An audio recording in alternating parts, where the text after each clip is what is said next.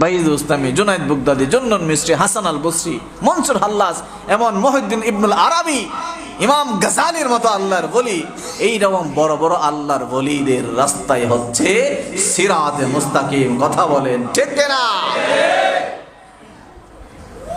তো এদেরকে আপনি বাদ দেন, এদেরকে বাদ দেন, এদেরকে বাদ দিলে আসবে কি? এদেরকে বাদ দিলে আসবে আহলে হাদিস, এদেরকে বাদ দিলে আসবে সালাফি।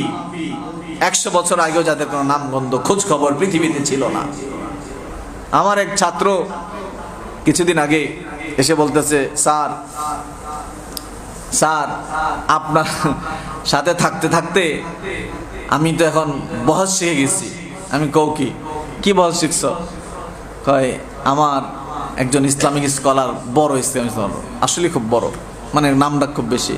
ওনার সাথে আমার একটু পরিচয়, একদিন কথা হয়েছে, একদিন ওনার বাসায় কথা বলতে বলতে উনি একবার বলতেছে তাসাউফ কিছু আছে নাকি, তাসাউফ টাসুফ লাগবে নাকি, কোরআন হাদিস পড়বার তাসাউফ লাগবে কেন, সুফিজম তরিকত মারিফত কেন, কোরআন এবং হাদিস আছে, আবার মারিফত কি জন্য, তরিকত কি জন্য, অলিদের কাছে যেতে হবে কি জন্য, এটা কি দরকার, কোরআন আছে হাদিস আছে, অলিদের কাছে যাওয়া লাগবে কেন?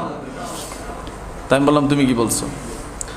বলতেছে স্যার আমি বলছি আচ্ছা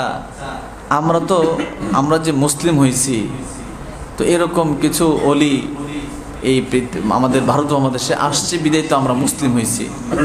তারা যদি না আসতেন তা আপনি কি আজকের এই কথাটা বলতে পারতেন? তারা যদি না আসতেন তাহলে আপনি কি কোরআনটা ধরতে পারতেন যে হাদিস সুন্নাহর কথা বলতেছেন, এই সুন্নাহ